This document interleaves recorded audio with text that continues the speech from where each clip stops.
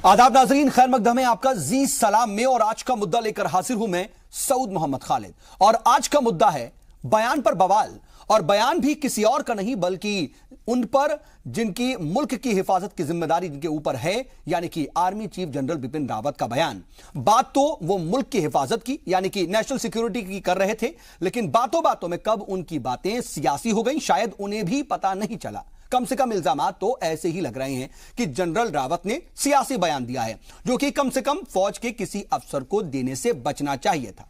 बयान से सवाल खड़ा हुआ कि कोई सियासी पार्टी कितनी तेजी से बढ़ रही है, उसकी ग्रोथ कितनी तेज है, इससे आर्मी के चीफ का कोई लेना देना क्या हो सकता है। लेकिन साथ ही सवाल यह भी कि क्या बदरुद्दीन अजमल की पार्टी AIUDF जमहूरी और आईनी तकाजों को पूरा नहीं कर पा रही? क्या उसे मिलने वाले वोट हिंदुस्तानियों के नहीं हैं? क्या AIUDF का मंशूर मुल्क मुखालिफ है? क्या असम को भी कश्मीर समझा जा रहा है? और यह सवाल भी साथ में है कि अगर जनरल बिपिन रावत का बयान सियासी है तो इसके पीछे की सियासत है क्या?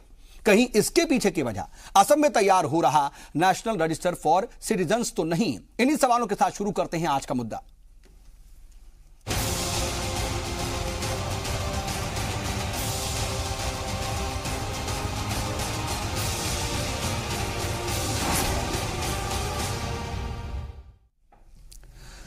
जहां army chief general Bipin Rawat के असम में बांग्लादेशियों की घुसपैठ और बदरुद्दीन अजमल की पार्टी AIUDF के उभार पर दिए गए बयान पर तनाजा शुरू हो गया है। AIMIM चीफ असदुद्दीन ओवैसी से लेकर के खुद बदरुद्दीन ने आर्मी चीफ पर निशाना साधा है। इस बीच फौज ने आर्मी चीफ के बयान का बचाव करते हुए कहा है कि उन्होंने कोई सियासी या मजहबी बात नहीं की है। एक खुसूसी रिपोर्ट आपको पूरी सूरत हाल पर दिखाते, उसके बाद इसी पर होगी बातचीत की शुरुआत। आर्मी चीफ बिपिन रावत के बांग्लादेशियों की असम में घुसपैठ और all India United democratic front पर दिए गए बयान ने सियासी शक्ल अख्तियार कर ली है। आर्मी चीफ के बयान पर AIUDF चीफ बदरुद्दीन अजमल ने भी पलटवार किया है। उन्होंने ट्वीट किया कि आर्मी चीफ का बयान सियासत में डूबा और चौंकाने वाला है। उन्होंने लिखा कि अगर कोई सियासी पार्टी आगे बढ़ रही है तो ये आर्मी चीफ के लिए किस जाविये से फिक्र की बात हो सकती है। उन्होंने कहा कि बड़ी सियासी पार्टियों की बदनज़मी की वजह से ही AIUDF और आप जैसी पार्टियां वजूद में आई और आगे बढ़ रही हैं। वहीं NCP लीडर माजिद मेनन ने कहा कि ये सियासी मामला है, इस पर लीडरान को ही बयानबाजी करनी चाहिए। आर्मी चीफ को ये सब जेब नहीं देता है। ये बड़ा एक पॉलिटिकल डिप्लोमेटिक मामला है, ये मिलिट्री का मामला नहीं होता। इसमें मैं समझता हूँ बड़े अदब के साथ कि मिलिट्री चीफ को ये बयान नहीं देने चाहिए। वहीं असदुद्दीन ओवैसी ने भी ट्वीट के जरिए कहा कि आर्मी चीफ को सियासी मामलों में मदाखलत नहीं करना चाहिए। किसी सियासी पार्टी की तरक्की पर बयान देना उनका काम नहीं है। वहीं साबिक मरकजी वजीर भंवर जितेंद्र सिंह ने भी आर्मी चीफ के इस बयान पर ताज्जुब का इजहार किया है। मुझे आश्चर्य है कि इस तरह का बयान आर्मी चीफ ने कैसे दिया।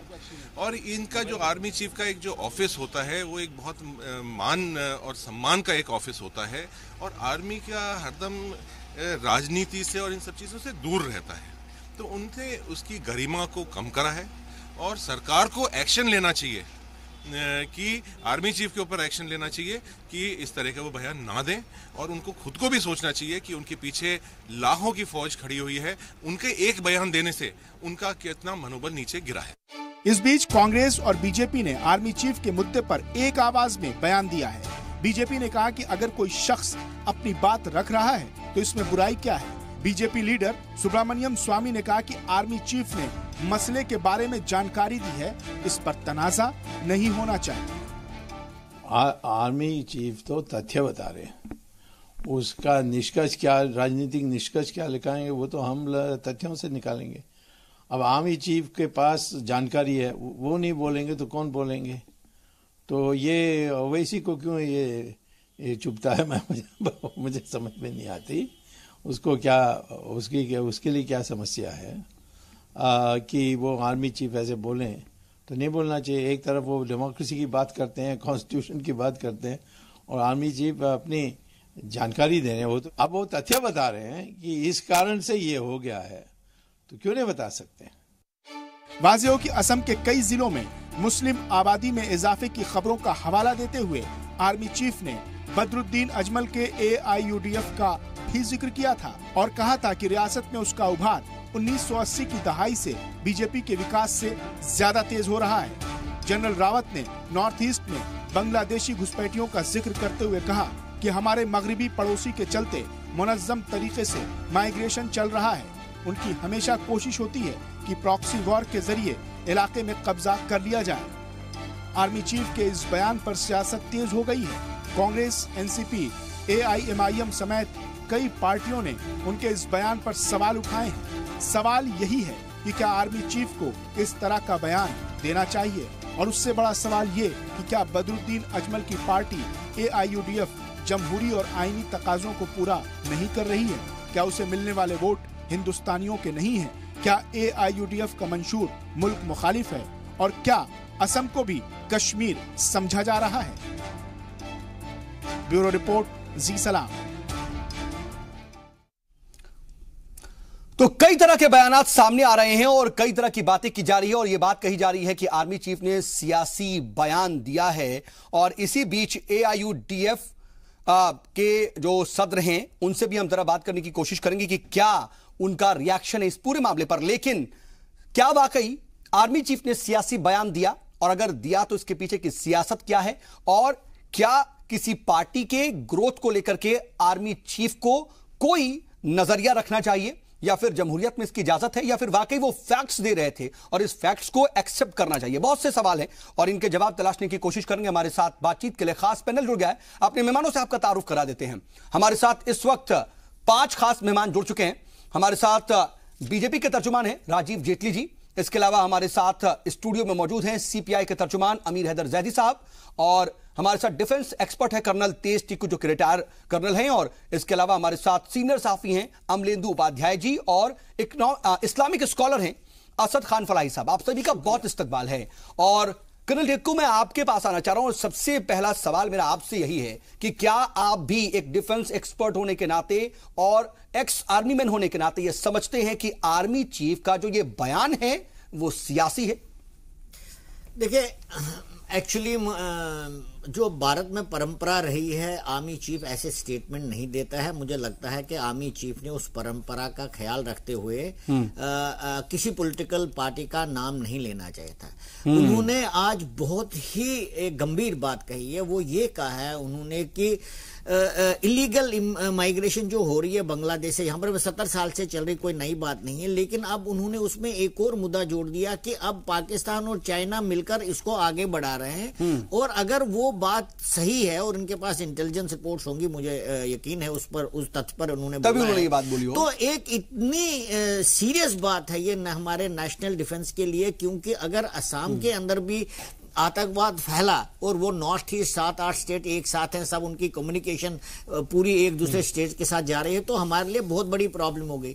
लेकिन बदकिस्मती से क्योंकि उन्होंने एक पॉलिटिकल पार्टी का नाम लिया, वो पूरा फोकस जो है कहीं और शिफ्ट हुआ, और जो बात रखी गई थी, असली बात जो उन्होंने कही थी, उस पर कोई बहस नहीं हो रही। मतलब जो उनकी असल बात थी वो पीछे छूट गई और फिर इसी पर बवाल हो गया। लेकिन आप ये कह रहे हैं कि कहीं ना कहीं इससे बचना चाहिए था, और कम से कम नाम नहीं लेते तो शायद ज्यादा बेहतर होता। ठीक है, लेकिन मैं आ रहा हूं आपके पास। अमलेंदु जी, मैं आपसे भी यही समझना चाहूंगा कि क्या आप भी इसी से इत्तेफाक रखते हैं कि यह बयान कहीं ना कहीं सियासी ज्यादा था, और अगर सियासी है तो इसके पीछे की सियासत आप क्या देखते हैं? देखिए, कर्नल साहब ने बहुत अच्छी बात कही कि अब तक की जो परंपरा है और जो लोकतंत्र का तकाजा है, जमहूरियत का तकाजा है, उस दोनों के लिहाज से हमारे आर्मी चीफ को पॉलिटिकल बयानबाजी से बचना चाहिए। ये पहला वाकया नहीं है कि जब हमारे आर्मी चीफ के जुबान से जो है पॉलिटिकल बात निकली है। इससे पहले भी कश्मीर के मसले पे स्कूलों को लेकर के उनके मुंह से बात निकल गई। आपके विचार कुछ हो सकते हैं, आपकी पॉलिटिकल विचारधारा कुछ भी हो सकती है, हर आदमी की होती है, आप चाहे फौज में हो, चाहे फौज के बाहर हो, चाहे किसी हो। लेकिन जब आप संविधान से बंधे हुए हैं, जब आप एक ओहदे से बंधे हुए हैं, तो उसकी एक मर्यादा होती है और उसका एक सम्मान होता है, उसको करना चाहिए था। दूसरी बात यह है कि अगर मतलब ये कहूंगा कि अगर फौज के लोग इस तरीके से अगर सार्वजनिक बयानबाजी करने लग जाएंगे तो हम बहुत जल्दी पाकिस्तान के रास्ते पे चले जाएंगे। नहीं, लेकिन आपने सुना कि सुब्रमण्यम स्वामी कह रहे हैं कि वो फैक्ट्स दे रहे थे, तो इसमें क्या आपको नहीं लगता कि वो फैक्ट्स ज्यादा था और सियासत कम, या फिर सियासत ज्यादा फैक्ट्स कम? देखिए, अगर फैक्ट्स थे भी, जैसे कर्नल साहब ने कहा कि जो फैक्ट था उस पर बात नहीं हुई और जो सियासी बात उनके मुंह से निकल गई उस पर ज्यादा बवाल हो रहा है, इस बात में कोई शक नहीं है। ठीक, ओवैसी साहब को भी इतना ज्यादा नहीं उस पर करना चाहिए, लेकिन मतलब शुरुआत तो आर्मी चीफ की तरफ से ही हुई ना। तो जो पॉलिटिकल चीजें हैं वो आपके लिए तो बीजेपी भी बराबर है और AIUDF भी बराबर है। भाई ठीक है, आज मोदी जी प्रधानमंत्री हो सकता है, कल बदरुद्दीन अजमल प्रधानमंत्री हो जाए और आप ही आर्मी चीफ हो, तो आप उनको भी जय हिंद करेंगे। तो लोकतंत्र में जनता सर्वोपरि है, सेना भी जनता के लिए है, जनता सेना के लिए नहीं है। तो सेना भी जो है वो जनता से तो सर, इसके पीछे की सियासत क्या, ये जरूर समझना चाहेंगे जल्दी से। देखिए, इसके पीछे की सियासत माननीय VK सिंह जी ने बहुत अच्छे रास्ते दिखा दिए हैं। मुझे लगता है कि शायद रिटायरमेंट हो सकता है नजदीक हो आर्मी चीफ का, और नए रास्तों की कुछ तलाश हो, ये भी हो सकता है। और ये भी हो सकता है कि चूंकि उनके विचार यही हैं जो उन्होंने आज व्यक्त कर दिए, तो चूंकि उनको एक मंच मिला बोलने के लिए, तो उस मंच तो मतलब उनका जाती मफाद हो सकता है। नहीं, जाती मफाद भी हो सकता है और गलती भी हो सकती है, मतलब गलती भी हो सकती है अगर होना हो तो। मतलब ये भी नहीं है कि लेकिन क्या इससे सीधे तौर पर किसी को फायदा नहीं पहुंचेगा? नहीं, अगर पहुंचेगा तो इससे कोई किसी को फायदा, किसी भी सियासी पार्टी को नहीं, किसी को भी कोई फायदा नुकसान नहीं होगा। देखिए, सियासी लोग हैं, सियासी बातें करेंगे, लेकिन हाँ ये सही है कि मतलब सेना प्रमुख को सियासी बयानबाजी से बचना चाहिए था। या बात कहते वो कोई फैक्ट है उस बात को कहते, एक खास पार्टी का नाम जो था वो नहीं, और वही बात पकड़ ली गई। राजीव जेटली जी, क्या आपको भी ये लगता है कि फैक्ट्स कम रह गए और कहीं ना कहीं पार्टी का नाम लेना गलती हो गया, और इससे अगर वो बचते तो सही और असल बात पर आज हम बात कर रहे होते, ना कि उनके इस बयान पर? या आप भी सुब्रमण्यम स्वामी जी की तरह कहेंगे कि ये दलील ज्यादा है, फैक्ट ज्यादा है, या फिर वाकई ये बयान सियासी है आपकी नजर में?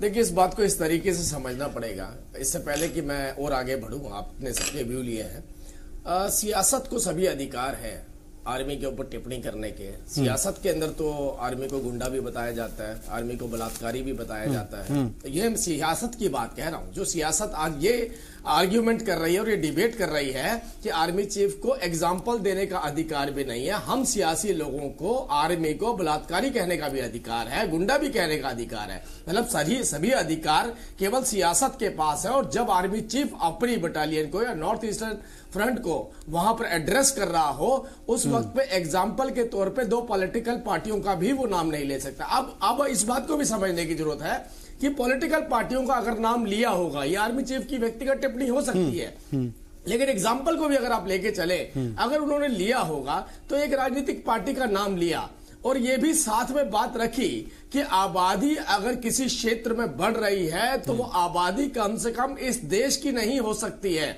कौन ऐसे लोग हैं जिनसे उनको इलेक्टोरल गेन मिलता है, जिनका विकास उन लोगों से होता है जो इस देश के नागरिक नहीं है। उन्होंने कहीं भी धर्म के ऊपर टिप्पणी नहीं करी। उन्होंने कहा जो लोग बाहर से आते हैं, इंपोर्ट होते हैं, हमारे यहाँ की राजनीतिक पार्टियों का सर्वाइवल जिनके ऊपर होता है, उनका विकास उस विकास से भी तेज हो रहा है जो इस देश के नागरिकों के अंदर अपनी जगह बना रही थी। तो यानी कि उन्होंने जो हुकूक है उनके बारे में बात की है, मजहबी बात नहीं की है। जैदी सर, क्या आप इससे इत्तेफाक रखते हैं या फिर आप इस बयान को किस तरह से देखते हैं? सऊद भाई, मदन लाल खुराना दिल्ली के चीफ मिनिस्टर रहे। जब वो चीफ मिनिस्टर बनने से पहले उन्होंने बयान दिया था कि दिल्ली में तमाम बांग्लादेशी आ गए हैं, उस पर चुनाव लड़े और जीत भी गए, चीफ मिनिस्टर भी रहे। उससे पहले बीजेपी की सरकार रही, अब भी 4 साल से बीजेपी की सरकार है। किसी एक बांग्लादेशी को ये बाहर नहीं भेज सके। तो ये राजनीतिक किस तरह से करते हैं ये थोड़ा समझने की जरूरत है। और किसी भी नौकरशाह को राजनीतिक बयान देते हुए बचना चाहिए, खास करके इस पद पे। नहीं, जेटली जी कह रहे हैं कि ये एग्जाम्पल था, एग्जाम्पल देने की तो छूट होनी चाहिए। सुन लीजिए, एक राजनीतिक बयान है वो इसलिए कि उनकी हताशा और निराशा ये दर्शा रही है कि बीजेपी का उतनी जल्दी विकास नहीं हुआ जितनी जल्दी दूसरी राजनीतिक पार्टियों का हो रहा। मैं उस राजनीतिक पार्टी के एजेंडे से सहमत नहीं, मैं उसके साथ मंच भी शेयर नहीं करना। सुन लीजिए, बीच में नहीं बोल रहा था, कोई फायदा नहीं होगा। ठीक है, उसके साथ बात मुकम्मल कर रहा हूं। मंच भी शेयर नहीं करता। लेकिन आज ही आपके चैनल की न्यूज है और सारे टीवी चैनल पे चल रही है, जसपाल नाम का एक आतंकवादी यहां आता है, दावत खाता है, क्योंकि जसपाल है। सारी एजेंसियां हमारी धराशायी है, कुछ पता ही नहीं चलता उसे वीजा कैसे मिलता है। अब बाद उसकी में जांच जांच होगी, होती है, यहां टहलता है, वीआईपी गेस्ट होता है। लेकिन अगर ये जमाल होता तो इसे यहीं अरेस्ट किया जाता, जाने नहीं दिया जाता। क्यों ऐसा मापदंड है?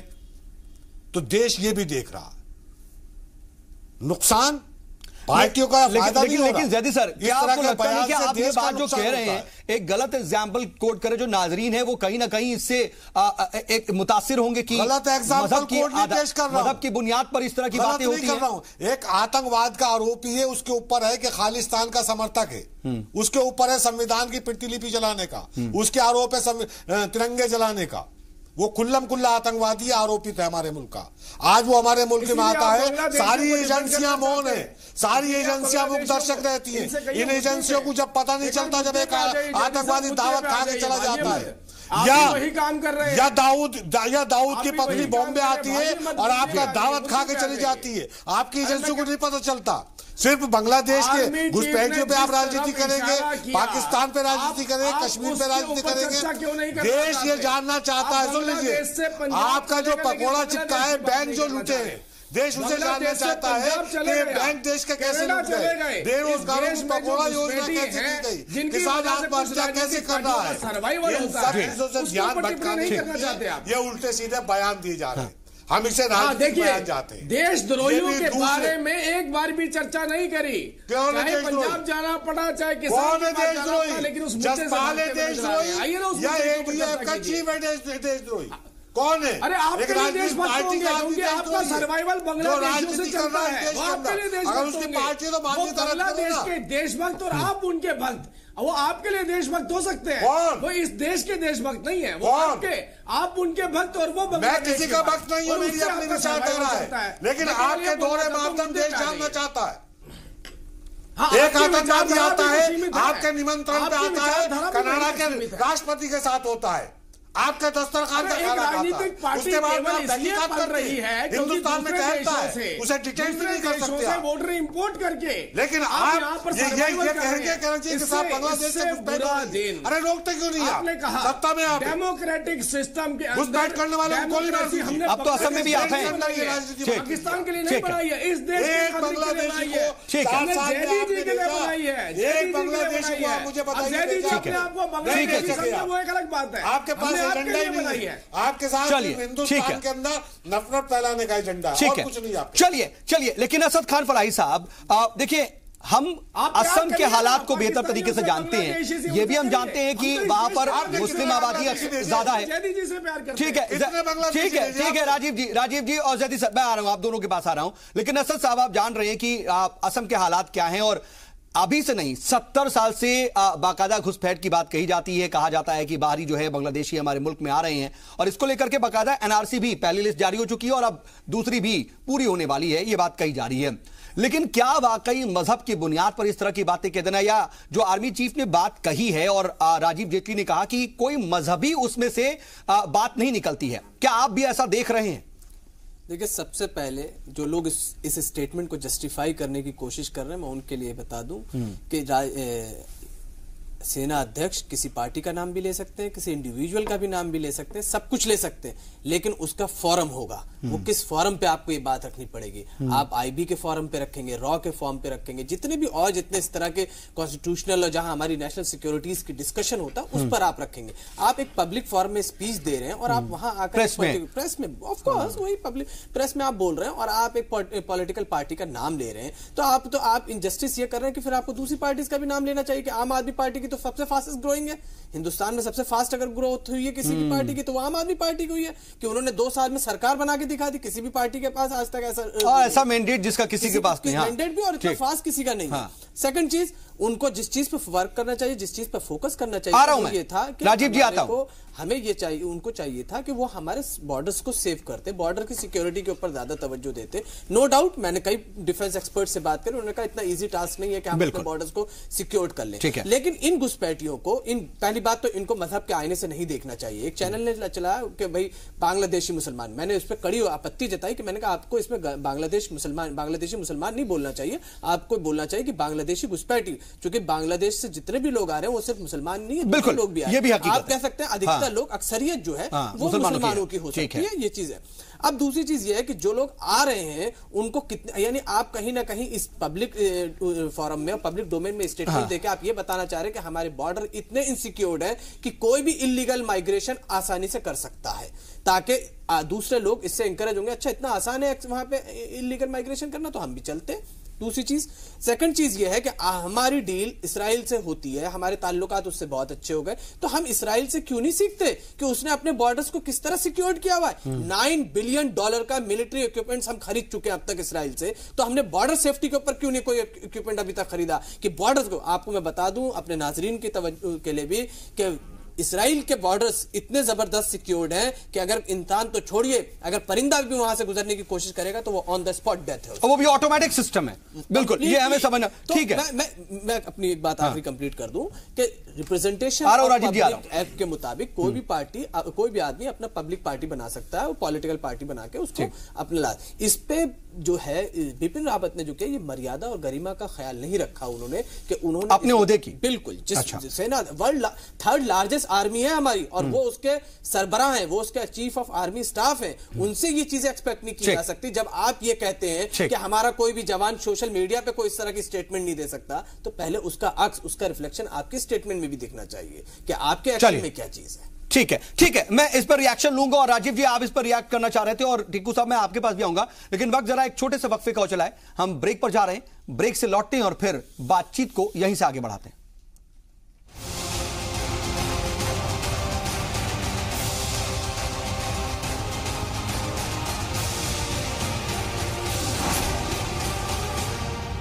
तो आज बात बयान पर बवाल की हो रही, क्योंकि आर्मी चीफ ने दरअसल असम में जो मौजूदा सूरत हाल है उसको समझाने की कोशिश की, कुछ फैक्ट्स रख रहे थे, लेकिन उस दौरान जब उन्होंने AIUDF पार्टी का जिक्र किया, बीजेपी से उसकी कहीं ना कहीं उसका मौजना किया, तो उसको लेकर के अब सियासत शुरू हो गई है। और यह कहा जा रहा है कि आर्मी चीफ को भी इस तरह का बयान नहीं देना चाहिए, और यह बयान सियासी है। इस पर हम बातचीत करें, हमारे साथ बातचीत के लिए खास पैनल मौजूद है। और राजीव जेटली जी, मैं चाह रहा हूं कि जल्दी से आपका रिएक्शन आ जाए। असद साहब ने भी बहुत कुछ इंपॉर्टेंट बातें कही हैं, और बात यह भी है कि जो असल फैक्ट्स हैं वो तो कहीं ना कहीं पीछे छूट गए।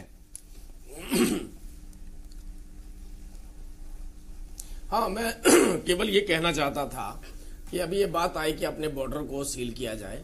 अब बॉर्डर सील बॉर्डर की जो हमारी नीति है वो बहुत मजबूत नीति है। देखिए, अब ये नेशनल रजिस्टर, जो सिटीजन नेशनल रजिस्टर आ रहा है, इसके अंदर भी कहीं ना कहीं विरोध हो रहा है। हमें बाहर की जरूरत नहीं पड़ती। कई बार हम इस पैनल पे बैठे सभी लोग, जब सेना चीफ ने बोला कि कुछ पश्चिमी पड़ोसी हमारे चाहते हैं कि योजनाबद्ध तरीके से प्रवासन होना चाहिए। अब वो प्रवासन हो रहा है। मैं छोटा सा एग्जांपल देता हूं। आपके पड़ोस में मात्र 2 लोग रहते थे उस घर के अंदर, और 2 से वो 200 हो गए, तो ये प्रश्न चिन्ह तो उठाया जाएगा कि 200 लोग कहां से आए। तो सर ये क्वेश्चन किस पर है? सवाल तो यही है। 2 या 3 दिन में 200 नहीं हो सकते। एक सवाल है, बस एक सवाल आप जवाब दे दीजिए। मैं पूरा करता हूं इसी बात को, यही बात का जवाब दे दें आप मुझे। अगर कोई शख्स ये कहता है कि मेरे घर में फला शख्स घुस रहा है बार बार और मैं उसको रोक नहीं पा रहा हूं, तो किसकी कमजोरी जाहिर हो रही है? मेरी या उसकी? यानी हम ये बता रहे हैं कि हम इतने कमजोर हैं कि कोई हमारे बॉर्डर पे आसानी के साथ, बिल्कुल इंपॉर्टेंट पॉइट सवाल रेस होता है नेशनल सिक्योरिटी का। जो हमारे आर्मी के ठिकानों पे जो हमले हो रहे हैं आतंकवादी, वो किसकी वजह से हो रहे हैं? वो इन्हीं इनसिक्योर बॉर्डर्स की वजह से, क्योंकि इलीगल माइग्रेशन हो रहा है। बिल्कुल आप सही बात कह रहे हैं। हम आर्मी के ठिकानों को सिक्योर कर रहे हैं कि हमारे और ठीक है, रिएक्शन ले लेते हैं राजीव जी। देखिए, मैं यही बात उठा रहा था, मैंने भी यही बात कही। मैंने आपसे कहा कि जो घुसपैठिए हैं, जब खिलाफत की बात आती है तो आपने देखा होगा सिटीजन रजिस्टर की भी खिलाफत की जा रही है इसी देश के अंदर, इसी देश की राजनीतिक पार्टियों द्वारा। और क्यों की जा रही है? वो इसलिए की जा रही है क्योंकि उनका सर्वाइवल कहीं ना कहीं उन लोगों की वजह से होता है जिस सुप्रीम कोर्ट में तो आप जाकर के आगे डेट बढ़वा रहे हैं, कह रहे हैं कि हमें अभी और टाइम चाहिए, और सुप्रीम कोर्ट बाकायदा कह रही है कि नहीं 31 तक आपको एनसीआर तैयार करके देना होगा, 27 मार्च को अगली सुनवाई है। सर असल में इसके पीछे बयान के पीछे की वजह ये भी कही जा रही है। एक राजनीतिक पार्टी अभी इस पैनल पे मैं इस पैनल पे कह रहा हूं, एक भी ऐसी राजनीतिक पार्टी बताएं, चाहे वो रोहिंग्या की बात आए, चाहे वो बांग्लादेशियों की बात आए, जिसका कोई भी ओपन स्टेटमेंट आती हो या उन्होंने अपनी नीति स्पष्ट की हो। नहीं करी। सिब्बल साहब थे, वो चुनाव अपना केस लड़ते हैं रोहिंग्या के। सर आपने कर दिया क्या? यही स्थापित किया जाए जिसके ऊपर सभी सर आपने कर दिया क्या? लगाया। मैंने आपको बोला सर, नहीं राजीव जी, क्या आपने कर दिया क्या? आपने भी तो नहीं किया। फिर हम कश्मीर में चले जाते हैं, वहीं पर कहीं ना कहीं फेलियर हो जाता है। कहीं अभी बांग्लादेशियों की बात हो रही थी, जैदी साहब ने बात कही, तो कहीं ना कहीं आपका कंफ्यूजन दिख जाता है। नहीं आप सुनिए। और अभी तक ये नहीं समझ पा रहे हैं कि जो बिल्कुल नहीं, मैंने आपको बोला कि कश्मीर जैसे हालात ना बन जाए। कश्मीर का मुद्दा राजीव जी से जवाब ले लेते हैं। सेटलमेंट किसने करी? हमारी सरकार ने। बांग्ला मेरे को बोले दीजिए एक मिनट। बांग्लादेश बॉर्डर के सेक्टर की सेटलमेंट किसने करी? हमने करी। आज हम कहते हैं कि हर व्यक्ति रजिस्टर होना चाहिए, ये इनिशिएटिव किसने लिया? हमने लिया। खिलाफत किसने करी? अब ये देखिए ना आपके पैनल पे खिलाफत करने वाले कितने लोग हैं। देखिए बयान के ऊपर साहेब जब बांग्लादेश की बहुत जगह सेटलमेंट कर रहे थे तो इन घुसपैठियों को साथ साथ भेज देते बांग्लादेश। सुनिए, एक आर्मी चीफ ने पॉलिटिकल पार्टी, ये चर्चा हो रही कि पॉलिटिकल पार्टी का नाम क्यों लिया। ये चर्चा क्यों नहीं हो रही कि कोई राजनीतिक पार्टी किन लोगों की वजह से सरवाइव कर रही है? और क्यों नहीं? हम उसी पर बात कर रहे हैं, बात कर भी रहे हैं। हम उनकी फेवर में जा रहे हैं। जैदी साहब ने कहा, अरे जैदी साहब ने कहा, मुझे सुन लीजिए, जैदी साहब बंगाल को समझते भी होंगे, कांग्रेस से क्यों नहीं किया? किसी और पार्टी को भी जानने को कोई मानसिकता है नहीं? उसी असम में असम गण परिषद का विकास जो था वो बहुत तेजी से हुआ, इतना आम आदमी पार्टी का भी नहीं हुआ। उसी असम में जहां वो कल को आप ये कहेंगे तृणमूल कांग्रेस का जो बंगाल के अंदर ग्रोथ हो रही है, जो उसको एक्सेप्टेंस मिल रहा है, देखिए वो भी हमको सर आपने जमीन का तनाजा सुलझाने की बात की, लेकिन कंफ्यूजन जो है ना आपकी तरफ से भी क्लियर नहीं होता है। गाय को लेकर के कंफ्यूजन नजर आ जाता है, जिहाद को लेकर कंफ्यूजन नजर आ जाता है, कश्मीर पॉलिसी को लेकर क्या जाता है। मैं सबके पास आ रहा हूं, मैं सबके पास आ रहा हूं। ठीक है, वो ज्यादा प्रतिभाशाली है। ठीक है 5 महीने में मैं सबको रोक रहा हूं क्योंकि हमारे साथ RSS 3 दिन में लड़ने के लिए तैयार हो जाती है। अच्छा, सेना का अपमान नहीं होता। ठीक है, सेना का कोई जवान ये कहता है ठीक है, मुझे खाने के लिए अच्छी दाल दे दीजिए, ठीक है, तब उसे कोर्ट मार्शल होता ना अपना। ठीक है, लेकिन अमलेंदु जी के अंदर FIR दर्ज होती है और इनकी बात इसी की है। वैसे सर सभी कंफ्यूजन है, हर जगह कंफ्यूजन है। अपने जगह और सियासत और मौजू को देख करके ना सियासी पार्टियां चाहे कोई भी हो, सभी अपनी फितरत बदल देती हैं। ठीक है, चलिए मैं आप सबके पास आ रहा हूं, लेकिन AIUDF के चीफ बदरुद्दीन अजमल साहब हमारे साथ फोन लाइन के जरिए जुड़ चुके हैं। बदरुद्दीन साहब, बहुत इस्तकबाल आपका जी सलाम पर। बदरुद्दीन साहब, क्या आप तक आवाज पहुंच पा रही है? बदरुद्दीन अजमल साहब, क्या आप तक आवाज पहुंच पा रही है? क्या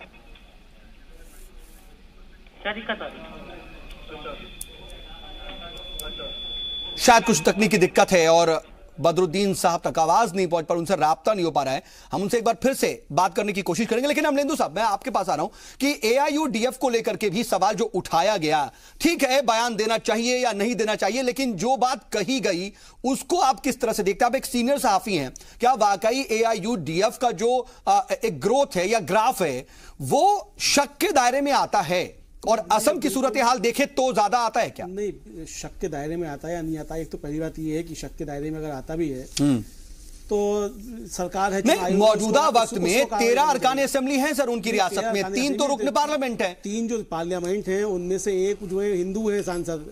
अगर आप इसी बात पे कर रहे हैं, हिंदू मुसलमान की बात करके अगर आप बता रहे हैं कि विरोध हो रहा है या बांग्लादेशियों की वजह से हो रहा है, तो एक तो उसमें मिस्टर विश्वास कोई वो सांसद हैं, तो आप ये नहीं कह सकते साहब कि मुसलमानों के बल पे या बांग्लादेशी मुसलमानों के बल पे हो रहा है। दूसरी बात ये है कि जिस असम की आप दुहाई दे रहे थे, जहां की आप बात कर रहे थे कि वहां तेजी से AIUD बढ़ा है, तो उसी असम गण परिषद ने सरकार बनाई बहुत तेजी के साथ बढ़ करके। उसका भी होना चाहिए, कैसे एकदम से असम गण परिषद जो था उभर करके आया था, आप लोगों को याद होगा, एकदम से सरकार बनी थी। सिर्फ राजीव गांधी के दौर में जब मुआहदा हुआ था उसके बाद सरकार बनी थी।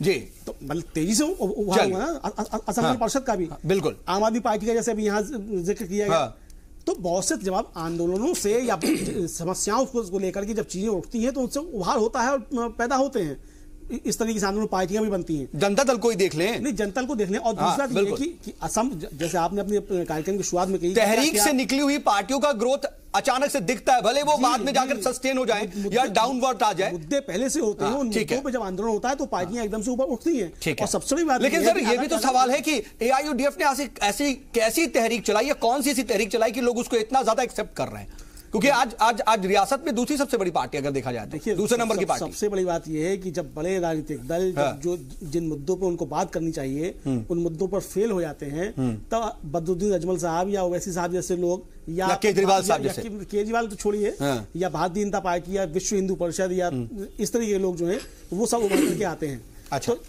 ग्रोथ जो कहा उन्होंने, आर्मी चीफ साहब ने जो इशारा किया उन्होंने, वो इशारा वही था कि भाई उनका तेजी से विकास हुआ, इनका तेजी से नहीं हुआ। लेकिन सवाल ये है कि अगर विकास हुआ जिस मुद्दे को आप कह रहे हैं, तो उस मुद्दे की दोषी तो बड़ी भारतीय जनता पार्टी है, उसका रियासत में भी आप हैं। हाँ, आप ही हैं। हाँ, तो सवाल ये है कि इन मुद्दों पर राजनीति होनी ही नहीं चाहिए, और जो सोशल इश्यूज है उन पे बातचीत होनी चाहिए। ठीक, वो कोई नहीं करता है। वो नहीं कर रहा है सऊद भाई। इसे दूसरे अंदाज से भी देखा जा सकता है। आर्मी चीफ की नीयत बहुत साफ भी नजर आ सकती है, क्योंकि उन्होंने जो कंपेयर किया है वो एक फिरका परस्त पार्टी से किया है जी, कि एक फिरका परस्त पार्टी का विकास इतनी जल्दी नहीं। लेकिन सर अगर ऐसा भी है तो कहीं ना कहीं अपनी कमजोरी बता गए, जितना दूसरी फिरका परस्त पार्टी का हो, तो उन्होंने ये देश के लिए अशुभ माना। अगर उस अंदाज में देखा जाए तो स्वागत योग्य भी हो सकता है। मसला तो सर यानी नजरिए का फर्क है, नजरिया बदल दीजिए तो अच्छा भी हो जाता है। तीसरी फिरका परस्त, चलिए ठीक है सर, मैं आप दोनों के पास आ रहा हूं, लेकिन AIUDF चीफ जो है बदरुद्दीन अजमल साहब फोन लाइन पर जुड़ चुके हैं हमारे साथ। बदरुद्दीन साहब, बहुत इस्तकबाल है आपका जी सलाम पर। बहुत बहुत शुक्रिया सर। जो तनाजा है और जिस तरह की बात की गई, और आप क्या वाकई जो दखल अंदाजी है या इन्फिल्ट्रेशन है उसको बढ़ावा दे रहे हैं, बांग्लादेशी मुसलमानों के वोट पर आप इतनी तेजी से बढ़ रहे हैं, ये जो बातें हो रही हैं, क्या रिएक्शन आपका? ये सरासर हमारे ऊपर इल्जाम है। एक भी बांग्लादेशी यहाँ रहे, हमने शुरू के दिन से उसकी मुखालफत की है और आज भी कर रहे हैं। NRC का हमने सपोर्ट किया सिर्फ इस वजह से, एक बांग्लादेशी यहाँ से निकलना चाहिए। एक भी भारतीय आदमी को, जो 1971 का जो एग्रीमेंट है असम में कोर्ट हुआ था, हमने सपोर्ट दिया, सारे लोगों ने सपोर्ट दिया, हम उसके ऊपर आज भी है। अगर बांग्लादेश से उसके बाद भी कोई आ रहा है तो ये गवर्नमेंट के फेलियर है। BSF वहाँ क्या कर रही है, आर्मी के लोग वहाँ क्या कर रहे हैं, हमने तो मेहनत एक दिन तंग आ गए। तो सर अगर ये सियासी बयान है तो आपको इस सियासी बयान के पीछे की सियासत क्या नजर आती है, एक बात, और फिर आपका ही नाम क्यों लिया गया? मैंने यहाँ तक कह दिया पार्लियामेंट में कि अगर कोई बांग्लादेशी आ रहा है तो वहाँ की जो आपके सिक्योरिटी फोर्स है उनको ऑर्डर दीजिए, उनको शूट करे, वही गोली से खत्म कर दे, ताकि हमारे नाम पर और बांग्लादेशी का लेबल न लगे, हमारे ऊपर दाग न लगे। हम ये दाग लेके जीना नहीं चाहते, यहाँ तक मैंने कहा। इससे ज्यादा हम क्या कहेंगे, बाकी काम गवर्नमेंट का है। नहीं सर, तो मैं यही जानना चाह रहा हूँ। उसको पकड़े, ठीक है बदरुद्दीन साहब, ठीक है, उसकी वजह से तैयार है भाई। अगर ऐसा है सर, तो फिर इस बयान के पीछे की सियासत क्या है और आपका नाम लिया क्यों गया? आपको इसमें क्यों एक तरीके से कसूरवार माना जा रहा है कि आप ही इंटरटेस्ट करा रहे हैं? उन्होंने वहां मेरा नाम नहीं लिया, AUDF का, और AUDF के साथ जितने अखबार आए सबके अंदर बदरुद्दीन अजमल, बदरुद्दीन अजमल, बदरुद्दीन अजमल। इसका मतलब हम लोग उसको सपोर्ट कर रहे हैं, जो बिल्कुल सरासर वाकई के खिलाफ है। इसलिए हमने इसके ऊपर एहतजाज किया। नहीं तो कल आप लोग कहते भाई इतना बड़ा इल्जाम लग गया, आप कैसे चुप रह गए? हमको बताना जरूरी था कि हम लोग एनआरसी के पक्ष में हैं। हम लोग ये चाहते हैं। सर, जहां तक मुझे याद आ रहा है कि एनआरसी की जो पहली लिस्ट जारी हुई, शायद आपका भी नाम उसमें नहीं है, लेकिन आपने उस वक्त नाम नहीं है, मेरा भाई एमपी है उसका नाम नहीं है, मेरे बेटे एमपी एमएलए उनका नाम नहीं है, हमारी पार्टी के 6 एमएलए का नाम नहीं है। हमने फिर भी लोगों से कहा कि बिल्कुल शांति रखो। 70-80% बहुत से जगहों में नाम नहीं है मुसलमान। लेकिन सर, क्या इस बात को नकारा जा सकता है बदरुद्दीन साहब? क्या पूरा यकीन है कि सेकंड लिस्ट जब आएगा उसमें आपका नाम आएगा जरूर। ठीक है, लेकिन बदरुद्दीन साहब, क्या आपको क्या इस बात को नकारा जा सकता है कि बांग्लादेशी घुसपैठ नहीं होती है हमारे असम में? ये तो हम नहीं कह सकते हैं। ये तो गवर्नमेंट का काम है। नहीं सर देखिए, आप वहां पर सियासी सपोर्ट नहीं सर, आप AIUDF के चीफ हैं, 13 अरकान असेंबली आपके हैं, आप पार्लियामेंट में भी बैठते हैं, तो क्या आप इतनी समझ तो आप रखते होंगे कि वहां की मौजूदा सूरत हाल क्या है? क्या वहां पर आप क्या देखते हैं कि बहुत ज्यादा बांग्लादेशी घुसपैठिए हैं कि नहीं? आपके हाथ में पावर ना हो आप कुछ नहीं कर सकते। आप ज्यादा होम मिनिस्ट्री में जाके शिकायत कर सकते हैं, प्राइम मिनिस्टर के ऑफिस में शिकायत कर सकते हैं, प्रेसिडेंट के ऑफिस में शिकायत कर सकते हैं, और जितनी मर्तबा एहतजाज करने की जरूरत है प्रेस कॉन्फ्रेंस बुला के हम लोगों ने इसके बारे में कहा कि एक भी बांग्लादेशी यहाँ है इसके पक्ष में हम नहीं है, और उनको जितना जल्दी हो सके डिटेक्ट करो और उनको अपने मुल्क में भेजो वापस। नहीं, लेकिन सर यहां पर देखिए, हमारे साथ बीजेपी से तर्जुमान बैठे हुए हैं, वो कह रहे हैं कि मैं डिबेट के लिए नहीं बैठा हूं। मैं बिल्कुल मैं डिबेट के लिए नहीं पूछ रहा हूं, बस मेरा सवाल है आपसे कि यहां पर कहा यह जा रहा है कि बहुत सी पार्टियां इसकी मुखालिफत कर रही हैं, एनआरसी की मुखालिफत कर रही हैं, लेकिन जब आप मुखालिफत नहीं भी कर रहे हैं तब भी इस तरह के एग्जाम्पल देने के पीछे वजह क्या देखते हैं? पार्टी पहले दिन से 1960 बिल्कुल सर, बिल्कुल, मैं जमीयत उलमा का प्रेसिडेंट हूँ, आप जानते हैं। एक नॉन पॉलिटिकल पार्टी है। 1960 में हमारे बड़ों ने एनआरसी की सिफारिश की और वो एनआरसी हमारे ही प्रभाव का, हमारे दबाव के ऊपर एनआरसी का काम शुरू हुआ और सुप्रीम कोर्ट ने उसके ऊपर ऑर्डर दिया। वी आर हैप्पी, हम लोग उसको वेलकम किए। और नहीं, मैं सर यही जानना चाह रहा हूं कि जब आप एनआरसी की हिमायत कर रहे हैं तो फिर इस तरह का एग्जाम्पल देना या इस तरह से कोट करने के पीछे वजह क्या देखते हैं, मैं ये जरा जानना चाह रहा हूं। अब यही तो हमारा कहना है कि जहां हमारा कहीं कोई रोल नहीं है। आज देखिए, गए मरतबा 5 से 61 सीटें मिल गई बीजेपी को। उस वक्त तो राउत साहब कुछ नहीं बोले। अच्छा, पूरे इंडिया में कितने पार्लियामेंट मेंबर के पहुंच गए? पहले कितने थे? 272 पे पहुंच गए। तो ये तो एक सुनामी थी, मोदी साहब का एक ढेव था, उसकी वजह से वो जीत के गए। तो अब उसकी वजह से हम कहेंगे कि उन्होंने कुछ एबनॉर्मल काम कर दिया? नहीं हुआ। तो इस तरीके से जो है, यहाँ अगर एबनॉर्मल कोई ग्रोथ होता, हमारी पार्टी की ग्रोथ नहीं हुआ। पहले हमारी पार्टी जब यहाँ 34% मुसलमान है, हमारी पार्टी को 10 सीट मिले सिर्फ, तो 11% है वो मुश्किल। मैं ये भी जानना चाहता हूँ बदरुद्दीन साहब, मिला अब इस मरतबा जो है 13% मिला। ओके, मैं ये सीटें मिली। मैं सर अजमल सर ये भी जानना चाह रहा हूं कि क्या आप ये मानते हैं कि आपका जो पार्टी का ग्रोथ है वो अनयूजुअल है, और क्या आपको सिर्फ मुस्लिम वोट मिलते हैं जिसकी वजह से आपके 13 असेंबली अरकान हैं और 3 पार्लियामेंट के रुकन हैं? देखने जाइए, हमारे हिंदू मुसलमान हम लोगों ने 73 सीट दिया 2 मरतबा, और उसमें कम से कम 33, 35, 37 तक हमने हिंदू भाइयों को टिकट दिया, और हर मरतबा 2-1 हम जिता के लाते रहे। अगर ये हिंदू भाई हमारे साथ नहीं है तो कैसे जीतेंगे? ठीक है, हमारे पहले सबसे बड़ी बात है, लोगों को यूडीएफ का नाम सुनते ही जब मेरी तस्वीर देखते हैं दाढ़ी वाले और टोपी वाले, बस ये मुसलमान की पार्टी हो गई। जब मुसलमान की पार्टी हो गई तो बांग्लादेशियों की पार्टी हो गई। ये हमारे एमपी है, एमएलए है, जेडपीसी है, जो है। ठीक है सर आप अहम बातें कह रहे हैं, लेकिन बदरुद्दीन साहब मैं आखिर में आपसे ये जानना चाहूंगा कि आप अगर इस तरह की बातें हुई, एक तरफ तो नाम लिया गया या फिर मिसाल दी गई, उसके बाद AIMIM के सदर ने भी इसके ओर ट्वीट किया, बाकायदा उसके भी बयान आए, और तमाम तरह की जो सियासत हो रही है, मौजूदा सूरत हाल पर आप क्या कहना चाहेंगे असम की आवाम से और मुल्क की आवाम से, जिस पर जो इस पर इतना हंगामा हो रहा है? हम यही कहेंगे कि शांति रखें। हाँ, एनआरसी के फाइनल लिस्ट का इंतजार कीजिए। दूध का दूध पानी हो जाएगा, जो बांग्लादेशी उसके अंदर प्रूफ होंगे, हम सब लोग उसको मानेंगे, क्योंकि सुप्रीम कोर्ट की निगरानी में हुआ है। इसलिए आसाम में हमको शांति चाहिए, और ऐसे वक्त में ये बयान आना हकीकत में हमको इसी के ऊपर सबसे बड़ा एतराज है। ये दुर्भाग्य की बात है। हमारे आर्मी के जो चीफ होते हैं वो हमारे मुल्क के लिए एक माँ बाप की तरह है, बाप की तरह है। उनका रोल वही बाप का रहना चाहिए। उनका रोल जो है वो किसी के पक्ष में नहीं जाना चाहिए, किसी के खिलाफ नहीं जाना चाहिए। ठीक है सर, वैसे मैंने तो कहा था कि आखिरी सवाल है, लेकिन जब आपने ये बात कह दी है एनआरसी के हवाले से, मैं ये जरूर जानना चाहूंगा कि अभी एनआरसी को लेकर के जो सुप्रीम कोर्ट का तबसरा आया है और साफ तौर पर कहा है कि 27 को जो अब अगली सुनवाई होगी, 31 मार्च तक इसको लेकर के काम जो है वो पूरा हो जाना चाहिए, तो क्या आपको लग रहा है कि पूरा हो जाएगा जो मौजूदा सूरत हाल है? देखिए अभी 38 इतने दिनों के अंदर 38 लाख लोगों का उन्होंने तैयार किया जो सेकंड लिस्ट है जी। अभी 1 करोड़ लोग बाकी है। सुप्रीम कोर्ट ने ऑर्डर दे दिया, रंजन गोगोई साहब ने बहुत सख्ती से कह दिया, क्योंकि हम लोग भी सुप्रीम कोर्ट के अंदर मौजूद थे।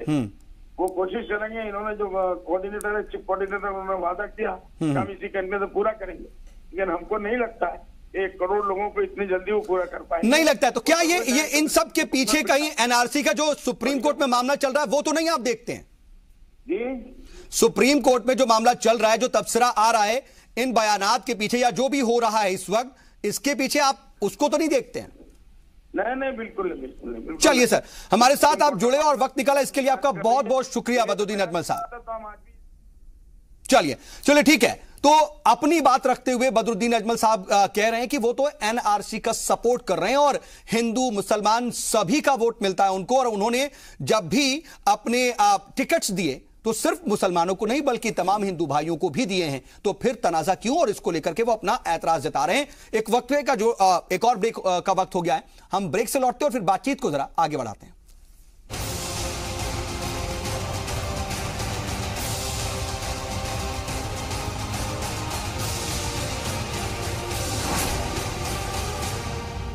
तो बात बहुत संजीदा इशू पर हो रही है। असम का मसला वाकई बेहद संजीदा है और बाहर के क्या वाकई बांग्लादेशी लोग हिंदुस्तान में बार बार आ रहे हैं और अब वो इस तरह से घुल मिल गए हैं कि सियासी पार्टियां भी उनका इस्तेमाल कर रही हैं या फिर उनसे फायदा उठा रही हैं। ये बहुत अहम सवाल है, ये बहुत अहम मौजू है, लेकिन ये दरअसल पीछे रह गया और बात कहीं और शिफ्ट हो गई। लेकिन जरा हम इसको भी समझने की कोशिश करते हैं। मेरे साथ बातचीत के लिए खास पैनल मौजूद है और टिकू सर, मैं आपके पास आना चाहूंगा कि असल में जो वहां पर संजीदगी है, जो सूरत हाल है, जो चैलेंजेस हैं, उनके बारे में जो जिक्र कर रहे थे, ठीक है ये बात भी उन्होंने कह दी और ये नहीं कहते तो बेहतर होता, लेकिन जो असल मौजू है, जो फोकस शिफ्ट हो गया, मैं उस फोकस पे समझना चाहूंगा कि उसको किस तरह से देखें और कैसे ठीक हो।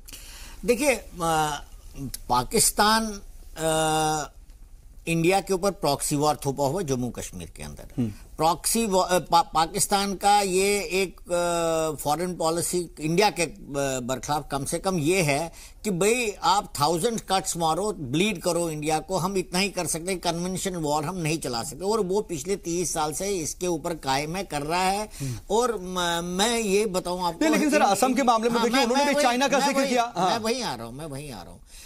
अब अगर उनको पता है, देखो उन्होंने हमारे पॉलिटिकल सिस्टम, हमारी सोशल ऑर्गेनाइजेशन को बड़ा डीपली स्टडी किया है और नॉर्थ ईस्ट उनको ऐसा इलाका लगता है कि जहां पर कि वो ये जो हमारी कमजोरी वहां इलीगल इमिग्रेंट, ये पिछले 70 साल का इशू है। हर पॉलिटिकल पार्टी ने इसको एक्सप्लॉइट किया, आंसू बन गया, उल्फा बन गया, एजीपी बन गया, तो ये एक बहुत जबरदस्त मुद्दा है। और अगर वो इस वीकनेस को एक्सप्लॉइट करते हैं तो आपके लिए एक और समस्या पैदा हो जाती है।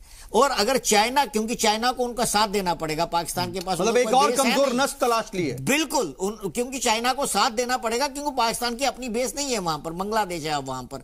तो अगर आर्मी चीफ ने यह बोला है कि चाइना और पाकिस्तान मिलकर इस इलाके में ऐसा कुछ करने वाले हैं, इस इलीगल इमिग्रेशन बढ़ावा दे रहे हैं, तो आपको फिर इसके बरखिलाफ, ये तो बहुत सीरियस बात है, संवेदनशील बात है, हमें इसके ऊपर कार्रवाई करनी पड़ेगी, नहीं तो हमारे पास नॉर्थ ईस्ट के इलाके में भी इस पर रिएक्शन लेते कि कर क्या रहे हैं वहां पर जो हुकूमत में हैं लोग और जो सियासी पार्टियां इख्तिदार में हैं। राजीव जेटली जी बताइए, ये जो अहम इशू है और वो तो कहीं ना कहीं पीछे चला गया, लेकिन अगर हम उसी पर बात करें तो क्या किया जा रहा है सेंट्रल गवर्नमेंट या फिर स्टेट गवर्नमेंट की तरफ से?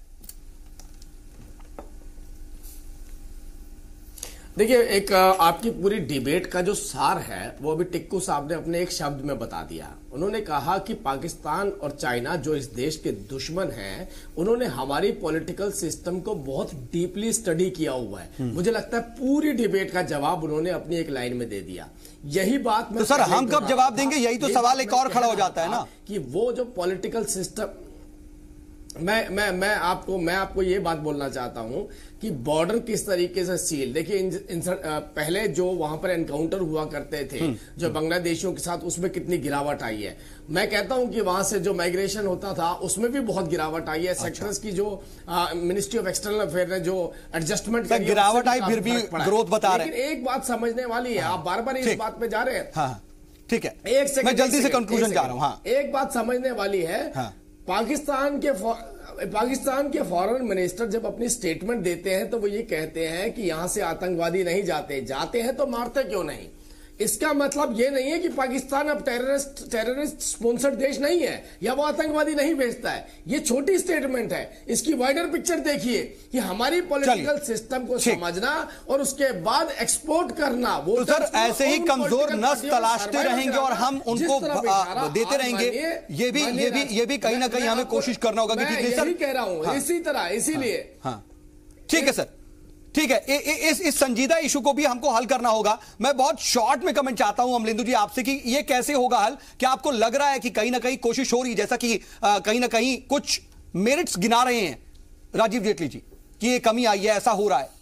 देखिए, असल में आंकड़े देने में तो कोई जवाब नहीं है। हमारी सरकार का भी, भारतीय जनता पार्टी के भी आंकड़े बहुत अच्छे दे सकते हैं। सब डिस्टॉर्टेड होते हैं। नहीं, वो डिस्टॉर्टेड होते हैं, नहीं होते वो मैं नहीं कहता, लेकिन आंकड़े बहुत अच्छे दे सकते हैं, इसमें कोई शक नहीं है। ठीक है सर, लेकिन बहुत शॉर्ट में सर। हाँ, सवाल आंकड़ों से नहीं होता है, सवाल जमीनी हकीकत से होता है। जमीनी हकीकत क्या है?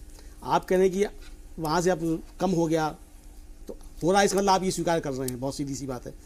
तो अगर हो रहा है और आप स्वीकार करने कम हो गया तो आपने अब तक उनकी पहचान क्यों नहीं की? क्यों नहीं आप उन्हें बाहर भेजते हैं? अच्छा, आपने जब जमीन का सौदा किया बांग्लादेश के साथ, तो जिन्हें आप घुसपैठिए कह रहे हैं, आपने उनकी पहचान कर ली होगी। जो आप कह रहे हैं कि यार, कुल मिलाकर के ये बहुत अहम मौजू है। जी, बहुत जल्दी से अगर अपनी बात रख लें कि इतने एग्रीमेंट हम बांग्लादेश से कर चुके हैं अपने बॉर्डर सिक्योरिटी को लेकर, लेकिन उनका इम्प्लीमेंटेशन धरातल पे कुछ नहीं हो रहा है। ठीक है, इम्प्लीमेंटेशन लेकर के बार बार जो है वो बात आती है और कहीं ना कहीं यही हमारे अंदर की सबसे बड़ी कमी है कि हम बात तो कर लेते हैं, सोच तो लेते हैं, लेकिन जमीन पर नहीं उतार पाते। बहरहाल आप सभी मेहमान हमारे साथ जुड़े और बातचीत में शामिल हुए, इसके लिए आपका बहुत बहुत शुक्रिया। देखना यह होगा कि इस जो सियासी बयान या फिर जो बयान आया है उसकी जो सियासी तपिश बढ़ी है वो आगे कहां तक बढ़ेगी, लेकिन जो संजीदा इशू है और असल मैटर है वो नहीं छूटना चाहिए और उसको लेकर के क्या काम हो रहा है असल में नजर उस पर रखने की जरूरत है। आज का मुद्दा में बस इतना ही।